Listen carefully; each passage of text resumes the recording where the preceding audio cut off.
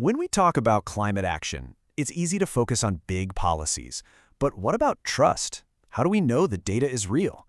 Well, that's exactly what we're digging into today. We're breaking down the essential rules from the NFMS and IPCC that make or break a credible national forest monitoring system. Let's get into it. And look, the stakes here are incredibly high. For countries to get into programs like REDD+ and actually access payments for their results, they have to prove their actions are making a real difference. And that proof? It all hinges on the quality of their data and whether it can stand up to some serious international scrutiny.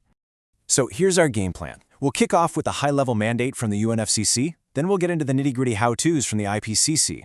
From there, we'll unpack the 3 non-negotiable rules for credible data, and we'll wrap up with a really smart strategy countries use to focus their resources.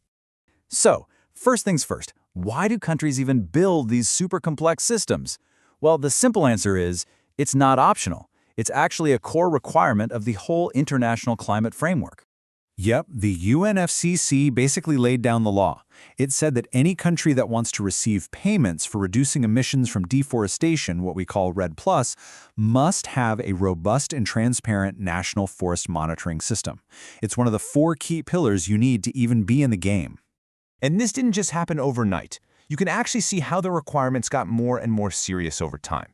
It all started back in Bali, with this call for actions to be measurable, reportable, and verifiable. MRV for short. Then Copenhagen pointed everyone to the IPCC rulebook. Cancun made the monitoring system an official mandatory element, and finally, the Warsaw Framework locked in the technical standards you need to meet to get paid. You can see the bar just kept getting higher and higher. Okay, so this brings up a really crucial question, right? It's one thing to say, hey, you need a system, but what does that system actually have to do? What are the technical nuts and bolts?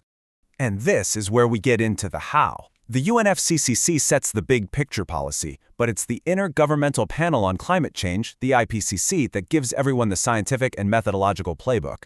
The relationship here is actually pretty straightforward.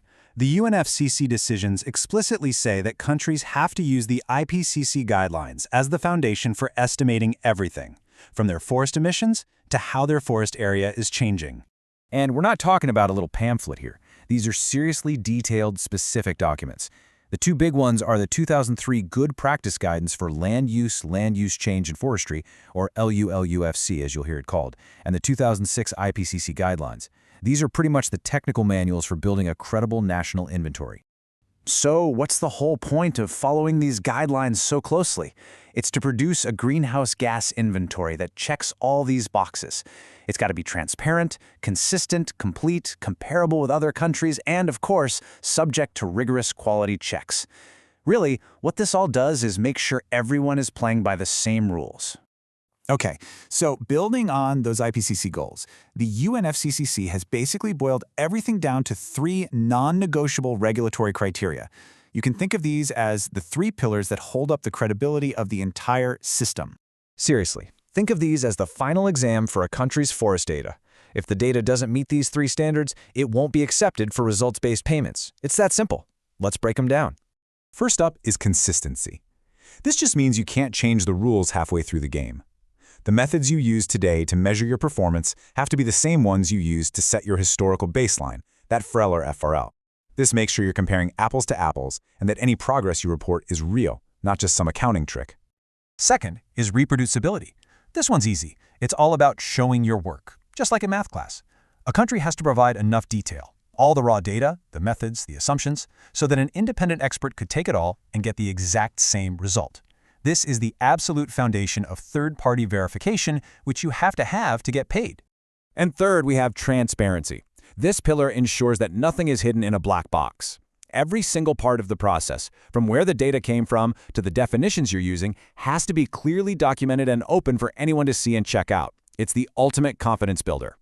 And this right here is a fantastic example of what that transparency looks like in the real world. This is Papua New Guinea's public web portal. You, me, anyone can go online, access their data, and see the land use changes for themselves. This is how you build trust. Now you're probably thinking, wow, implementing all of this sounds like a ton of work. And you're right. It takes a huge amount of time, expertise, and money. So the final piece of this whole framework is about being smart and strategic. And this is the practical challenge every country faces. You've got limited resources, right? You can't possibly measure everything to the highest possible degree of accuracy all the time. So the IPCC provides a way to prioritize. And it's done by identifying what are called key categories. A land use category gets labeled as key if it hits one of these three triggers.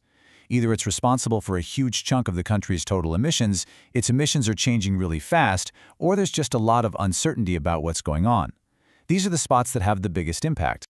By singling out these heavy hitters, countries can be super strategic. It means they can pour their time, money, and best people into getting the data for those areas absolutely rock solid. It's just a smart way to manage limited resources while making the biggest possible improvement to your national reporting. This diagram just lays out the strategy perfectly. You see the key categories over on the left? That's where you aim for those more intense, higher-tier methods. They're more accurate, but also more expensive. But for everything else, the non-key categories, a simpler, less expensive Tier 1 approach is totally fine. It's all about that balance between what's feasible and what's accurate. So what are these tiers anyway? Well, think of it like this. Tier 1 is the most basic, using global default numbers provided by the IPCC.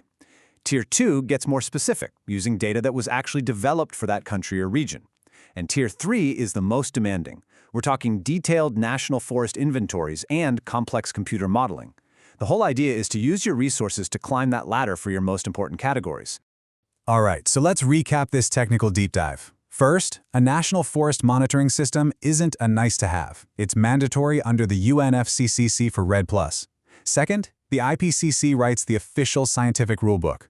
Third, for any data to be credible, it has to pass the test of being consistent, reproducible, and transparent. And finally, prioritizing those key categories is the smartest way to get all this done effectively. And that leaves us with a final thought to chew on. This whole framework we've walked through is designed to build trust in one specific area, forest carbon data. But if these principles, consistency, reproducibility, and radical transparency, are what it takes to build real confidence in climate action, where else do we desperately need to apply them?